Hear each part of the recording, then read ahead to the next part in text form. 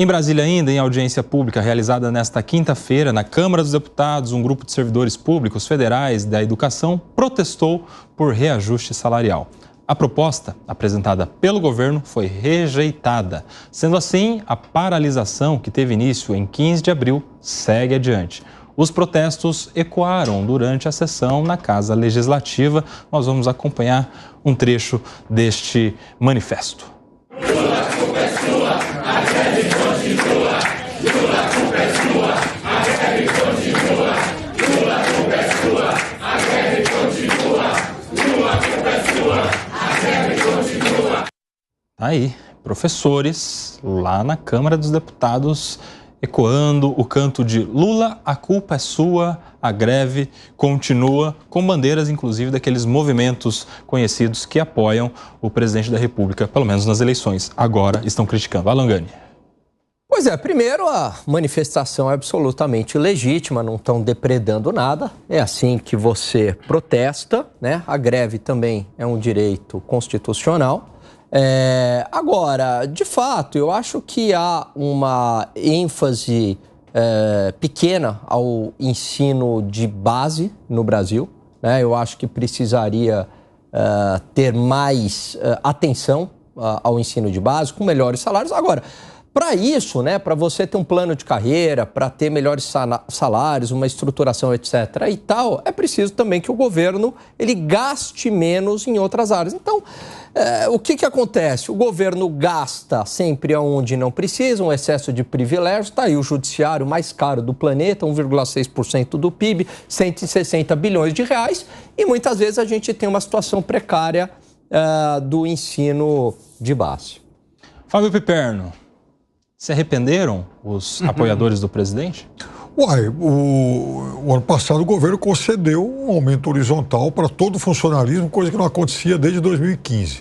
Esse ano já anunciou mais 3% para a educação, que é mais ou menos o acumulado da última inflação, né? A inflação do último ano. É o que dá para fazer agora. Não dá para recuperar todas essas perdas de uma vez só. Então é isso também que o governo tem que dizer com muita clareza. Ou seja, ele não está deixando que, de novo, o funcionalismo tenha perdas. Mas é evidente também que ele não vai conseguir repor tudo isso de uma vez só. É muito claro, né? Ô Jackson, já não é a primeira vez que alguns membros de movimentos que apoiaram o presidente da República durante as eleições se manifestam contrariamente. A gente está vendo agora os professores, sindicalistas, a gente viu recentemente o próprio MST em alguns polos fazendo suas manifestações, inclusive com ocupação ou invasão da Embrapa, em outros pontos também do próprio INCRA. Enfim, como é que você vê esse movimento de apoiadores que se manifestam contra, pressionam o governo? Está se descolando o presidente Lula da sua base? Não é a primeira vez, mas aí eu abriria meu comentário agora com o refrão que eles usaram lá no Congresso, lá na Câmara, mas fazendo uma adaptação. Professores, a culpa é sua, por isso o Lula continua. Sindicalistas, a culpa é sua, por isso que o Lula continua. Mas isso não é novidade. No primeiro governo do Lula, quando ganhou a eleição e assumiu, os sindicalistas, a CGT, naquela época e tal, se levantaram contra ele. Foram contra. Por quê? Porque eles criam uma expectativa imensa quando chegam ao governo e essa expectativa não pode ser cumprida por uma razão muito simples. Quem fez a campanha tem que governar. E como o presidente Lula precisa destinar recursos às mãos cheias para diversas atividades, que não os professores sindicalistas e outros, é normal. Então, no primeiro governo Lula já foi assim, vocês devem lembrar. Quando o Lula assumiu o governo, em 15 dias, essas forças que deram a ele essa posição surgiram. Eu me lembro que, na época, a revista Conjuntura Econômica deu capa para a briga dos sindicatos, né, contra o Lula, porque o Lula não queria dar dinheiro para os sindicatos. Então isso é mais do que natural, eles estão começando a ver, mas essa briga, essa luta toda não continua, não tem o menor sentido político, porque se o Lula for candidato de novo, eles novamente estarão lá. A questão é saber o que eles querem. A expectativa deles é tomar todo o dinheiro que puderem para si.